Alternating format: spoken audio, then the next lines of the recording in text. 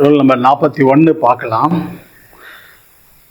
சூரியனுடன் நெருக்கமாக இணைந்த கிரகம் அஸ்தங்கமாகி தனது காரகத்துவத்தை இழக்கிறது.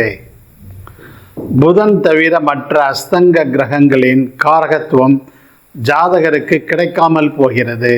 புதன் தவிர, ஏன்னா புதனுக்கு அஸ்தங்கம் கிடையாது. ஜென்ரலாகவே எந்த அளவுக்கு நெருக்கமாக சூரியனோட இருந்தாலும் படிப்பு பாதிக்கப்படாது. ஓகே, அதை புத ஆதித்ய யோகம்னு கூட சொல்லலாம். அதனால் புதன் தவிர மற்ற அஸ்தங்க கிரகங்களின் காரகத்துவம் ஜாதகருக்கு கிடைக்காமல் போகிறது.